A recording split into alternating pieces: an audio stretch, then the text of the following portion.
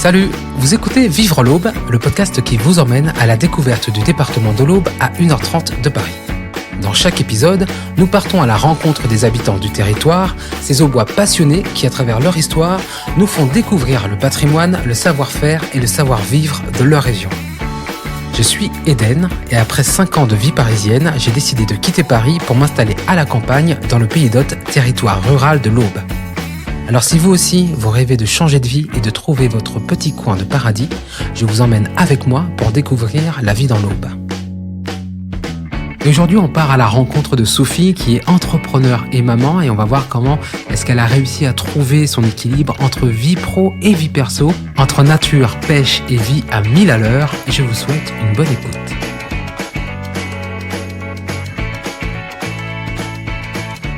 Bonjour, je suis Sophie, graphiste et photographe. Et j'ai une agence de communication et photo, donc Le Bonheur des gens et Tadam Studio, où je suis associée avec Nicolas Jaworski sur ces 2 magnifiques projets. Mais avant tout ça, on rembobine la cassette. Sophie, c'est qui et comment est-ce qu'elle arrive dans l'Aube ? Alors j'arrive depuis toute petite, donc à 6 ans, mes parents déménagent et on arrive à Mergé, un petit village en bord de rivière. Et donc on découvre tout doucement le territoire et mes parents nous ont offert un cadre incroyable où on est dans une campagne très verte avec le Melda qui passe. Donc le Melda c'est une petite rivière qui passe dans le parc et on est clairement dans une maison de vacances H24. Donc on apprécie vraiment le territoire déjà dès le départ à 6 ans et puis le temps passe et j'ai fait de ma petite enfance jusqu'à aujourd'hui quasiment toute ma vie dans le département, sur le territoire et j'ai pu y découvrir beaucoup de choses. Alors déjà par mon métier et photographe où on a dû par la force des choses et par l'envie et la découverte fait connaissance avec des gens incroyables et j'ai commencé donc mes études à Saint-François-de-Sales qui n'a pas changé, qui est toujours là. Et j'ai fait 12-13 ans là-bas et ensuite une petite année pour terminer à Saint-Bernard. Où j'ai découvert mon futur métier. En fait, je suis allée là-bas parce qu'il y avait l'option art plastique et c'était à peu près tout ce qui m'intéressait dans l'école générale. Et là-bas, j'ai rencontré donc mon professeur de l'époque de dessin. On dit toujours qu'il y a des gens qui nous marquent plus ou moins. Et ben, lui a fait partie de ce que je suis aujourd'hui. Et il m'a permis d'aller à l'école de design, de la découvrir. Je suis allée à Paris 1 an pour finaliser tout ça, où j'ai eu mon BTS et pour revenir sur mes 23 à 24 ans pour créer ma propre entreprise, donc en auto-entreprise dans un premier temps. Après un saut à Paris puis un autre à Reims, c'est ici que Sophie a envie de monter sa boîte. Je reviens parce que ma famille est très présente, parce qu'on a un attachement à ce territoire. C'est ce qui est assez incroyable, c'est que quand on connaît pas Troyes, on se dit pas tiens, c'est une ville à découvrir. Non. Par contre, quand on est à Troyes, quand on y vient, on n'arrive pas vraiment à lâcher ce département, cette ville. Il y a un truc qui se passe, il y a tellement de choses à voir, il y a une bienveillance des gens et moi je crois qu'il y a beaucoup de gens qui viennent et qui se disent à Troyes les gens sont quand même super sympas et c'est vrai que c'est plutôt agréable d'y vivre. La famille évidemment, j'ai mon frère qui est là, mes parents qui sont là et on est très soudés donc pour le coup on n'est jamais allés très très loin les uns des autres. Mon petit garçon évidemment son papa est agriculteur sur le territoire, donc voilà, on est liés aujourd'hui et depuis très longtemps par le cœur et puis par tout ce qu'il y a à faire aussi ici. Les premiers amours de Sophie dans l'Aube, c'est la nature. Et ici, elle est partout et elle se transmet. On a une famille qui est très nature. Depuis toute petite, je vais ramasser les escargots, les champignons. On va à la pêche. Donc, évidemment, j'ai un petit garçon qui est pêcheur, ramasseur de champignons. Et ça, c'est à peu près tous les week-ends. Et c'est vrai qu'on a la chance de pouvoir offrir ça, enfin en tout cas j'ai la chance de pouvoir offrir ça à mon fils et de pouvoir lui apporter, lui apprendre ce genre de choses. Je pense que c'est un naturaliste en herbe et il pourrait apprendre les champignons à n'importe qui aujourd'hui. Et avec ces forêts incroyables sur les territoires, les lacs, la forêt d'Orient, c'est juste splendide. Et on est dans un cocon vert. On est dans un endroit où on respire beaucoup. Et en fait, on a un parallèle avec le travail qui est juste incroyable, où c'est H24 sollicité pour les événements, le monde, la musique, le bruit, l'esprit créatif à rechercher. Donc on est dans un tourbillon toute la semaine, le soir souvent, même parfois le soir, le week-end. Et d'un coup, on a cette faculté à pouvoir couper et à se dire « Ouf, c'est bon, respire ». On est à 5 minutes du centre-ville, on est à 5 minutes du travail, mais on est bien. On n'est plus dans cette effervescence et dans cette émulsion que j'adore, évidemment. Et à côté de ça, de pouvoir dire « Stop, c'est bon, je suis chez moi, je rentre, je respire, je vais me vider la tête. J'emmène mon fils, je vais voir ma famille, on se promène et on arrive à couper tout. » Parce qu'une des priorités de Sophie, c'était de trouver un espace pour se ressourcer entre sa vie pro très intense et sa vie personnelle, ce qu'elle n'avait pas forcément trouvé dans sa vie d'avant. Effectivement. Non, Paris, alors c'est génial, on est étudiant, on voit plein de choses, on vit plein de choses, on rencontre énormément de monde, mais on n'a pas cet apaisement, on peut pas se réfugier dans un monde au calme. C'est des petits appartements, c'est des parcs, on se sent étriqué. Enfin, pour ma part, c'est une vie que je ne veux absolument pas, que je n'ai jamais voulu. La vie étudiante, c'était très marrant, c'était très chouette, et c'était très bien à cette époque-là. Et oui, Reims, c'est une ville que j'ai aimée pour le travail, où je me suis fait des amis, mais c'était pas Troyes. Il y a un côté cocon à Troyes, il y a un côté où on se sent en sécurité. Il y a une bulle de sérénité. C'est une petite ville abordable et les gens sont assez bienveillants, donc c'est assez génial. Et au centre de son attachement au territoire, l'humain, les gens, et à travers son métier de photographe, c'est capturer leur joie de vivre. On s'est appelé le bonheur des gens, c'est pas pour rien, c'est vraiment notre truc à nous. On est photographe, mais on est avant tout là pour essayer de donner une espèce d'effervescence, d'animer les gens, les sourires, de faire ressortir ce qu'ils ont au fond d'eux, mais de manière très naturelle. On va pas créer une vie, on va pas mettre en scène, jamais, on fait pas de mise en scène. On est vraiment sur du spontané. Et c'est vrai que, alors je sais pas, c'est la proximité de cette ville qui nous a aidés à pouvoir le faire assez facilement. On a cette approche assez naturelle qui fait que tout de suite il y a rien de calculé et les gens sont heureux et on essaye de faire ressortir ça au maximum.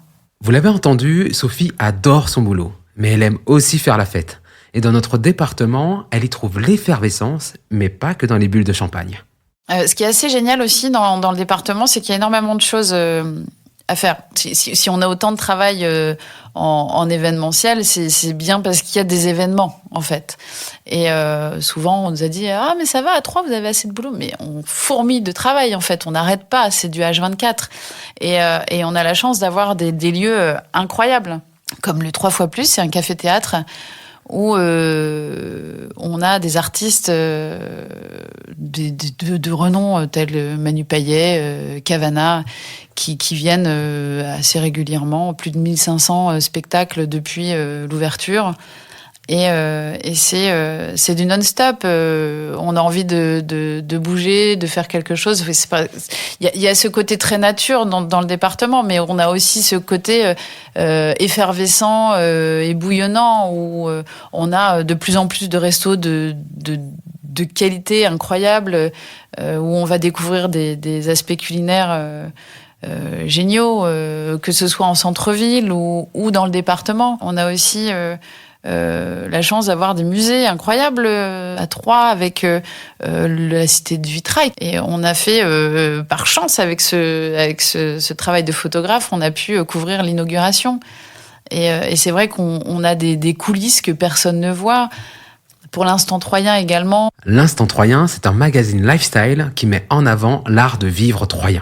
On fait beaucoup de photos où on découvre des choses incroyables, où on a mis le nez dans les archives des musées. Et là, on tombe sur des taxidermies juste dingues. Les taxidermies du musée Saint-Loup, où on a des animaux empaillés. Alors comme ça, c'est bizarre, mais à voir dans les archives, c'est fou. C'est des collections de fossiles incroyables qu'on a pu découvrir nous, parce qu'on avait cette chance-là de passer derrière la partie publique. Et justement, l'idée, c'était de montrer à tout le monde ce qu'on pouvait avoir dans les réserves. Donc c'est assez génial. On a vraiment sur le territoire la possibilité d'agrémenter nature, fête, culture, sans aucun souci. On a la chance d'avoir des guinguettes sur le territoire, donc au lac. Elles sont presque indispensables pour amener de l'effervescence, avoir ce petit côté vacances qui est pas si petit que ça finalement, parce qu'on est coupé du monde et on se retrouve dans un autre univers. On peut aussi se dire, tiens, je vais partir je vais me faire un petit, même si je suis troyenne, je serais capable de faire ça avec mon fils, d'aller prendre mes petites affaires, d'aller me faire un petit week-end au lac, faire du canoë dans les mangroves, aller découvrir un petit peu ce qui se passe. C'est tellement de choses, on a l'impression d'être dans un autre monde. C'est vrai que quand on fait des photos d'ailleurs du lac, quand on les regarde derrière, on se dit « mais ça, c'est chez nous, c'est fou !» Et on a ce panel de paysages qui est juste aux antipodes. Enfin, on a à la fois les turquoises des lacs, on a la verdure des forêts, on a... dans le pays d'Hôte, c'est encore complètement autre chose. Et c'est vrai que c'est une variété qui est dingue. Et c'est vrai que allier ça à la partie festive, nocturne, c'est pour moi c'est idéal. C'est pas juste un endroit où on pourrait se dire bon c'est joli mais il y a pas grand chose à faire. Non, il y a plein de choses à faire. Il y a beaucoup de choses. Puis il y a des forces vives du département qui font en sorte que ça bouge. Donc c'est génial. Quand on écoute Sophie, on a envie de lui poser une question. Est-ce que, en tant que femme, en tant que maman, en tant que chef d'entreprise, est-ce qu'elle a finalement trouvé cet équilibre qui était si important à ses yeux ? J'ai trouvé mon équilibre en tant que femme active 100%, vraiment. C'est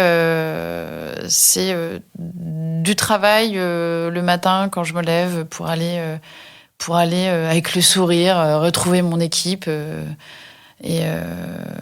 et puis ensuite récupérer mon fils, se dire tiens on fait quoi ? Est-ce qu'on rentre tout de suite faire les devoirs ? On va faire une petite balade, même faire un petit tour dans Troyes, aller chercher une glace, une gaufre. Alors quand il était petit, on adorait sur le petit carrousel faire une petite balade. On restait pas longtemps, 3/4 d'heure, mais c'était juste magique. La place est splendide, donc on en profitait. Et puis le bord du canal aussi qui est très très joli. C'est une ville à la fois esthétique et apaisante. Pour moi, c'est 100%, 100%. On a 100% de vie active si on a envie d'avoir que cette vie active. Et parfois, c'est le cas pendant des mois.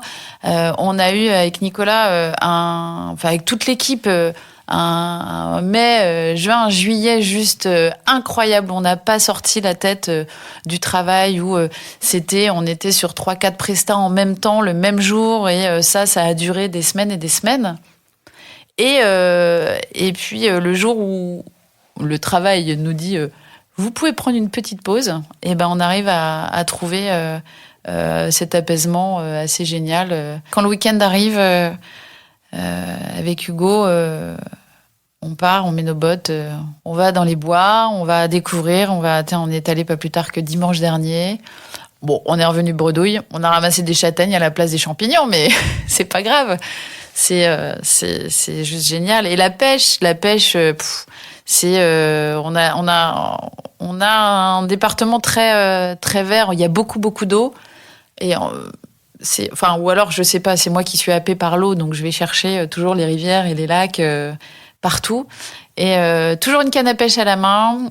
Et pour la petite anecdote, un jour, Hugo avait 4 ans. Et son grand-père qui avait pêché l'anguille, mais avec son petit-fils. Et l'anguille était plus grande que lui, mais il était tellement fier qu'il la soulevait que ça fait une photo juste incroyable. Et voilà, non, c'est des choses qui n'ont pas de prix, en fait. C'est vraiment grâce à cette bulle de nature que j'arrive à exercer mon métier à 100%. Parce que sans cet équilibre, au bout d'un moment, on pète un plomb. Et pour éviter de péter un plomb, justement, Sophie va pêcher. Mais dis-moi Sophie, on pêche quoi dans l'Aube ? Alors, on pêche du brochet, on pêche de la perche, on pêche du goujon, des petits poissons. En plus, on a plein de techniques de pêche. On pêche au carrelet. Donc, au carrelet, on peut ramener des petits blancs qu'on mange en friture après. Hugo a pêché son premier brochet il y a 2 ans. Donc, il a 8 ans aujourd'hui. Donc, il était pas grand. Et je pensais qu'il était raccroché. J'étais un petit peu honteuse après. Mais non, c'est pas un poisson. Si, c'est un poisson, maman. Il avait un beau brochet de 90 cm au bout de la canne, quand même. Et on l'a sorti très fièrement, tous les deux. Et puis j'ai demandé à Sophie, en résumé, vivre l'Aube pour toi, c'est quoi ? Alors vivre l'Aube, pour moi, c'est vivre à 2 vitesses. C'est 2 visages. C'est travailler, avoir un vivier passion dans lequel on va être tout le temps en rencontre de personnes, en effervescence. Et puis à côté de ça, coupure et nature. Il y a vraiment 2 faces. Enfin, que dirait Sophie à quelqu'un qui aimerait quitter Paris, qui a envie d'autre chose ? Je lui dirais, écoute, viens à Troyes, viens, essaye, viens découvrir notre ville, viens voir ce qu'on peut te proposer. Il y a énormément de choses, tu le regretteras pas, vraiment. Et tu peux partager entre Paris et Troyes aussi sans aucun souci. Si tu veux, cette effervescence encore plus, parce que bon, forcément, on a cette dualité où il y a certains métiers qu'on ne peut exercer qu'à Paris. Mais on est tout à côté. C'est vraiment facile. Tu prends ta voiture, allez, en 1h30, c'est fait. Et parfois, tu mets plus de temps en métro à traverser la ville. Donc, autant venir jusqu'ici et te poser. Et on a des beaux pôles économiques. Il y a tout à faire ici. Et même si vous voulez créer quelque chose, on est dans une ville qui a soif de nouvelles choses, d'aventures. Et si tu as une idée ou tu as vu quelque chose qui t'intéresse et que tu veux pouvoir le développer quelque part, je pense que le département, la ville, l'Aube, c'est vraiment un lieu qui sera porteur pour tout projet, en fait. C'est la fin de cet épisode. Je remercie Sophie pour son témoignage entre nature et vie à 1000 à l'heure. On se retrouve quant à nous dans un prochain épisode pour découvrir un nouveau portrait de l'Aube raconté par ses habitants. Ce podcast vous est proposé par Oser l'Aube, service d'accompagnement des nouveaux habitants porté par Aube en Champagne Attractivité. Pour plus d'infos, rendez-vous sur oserlaube.fr.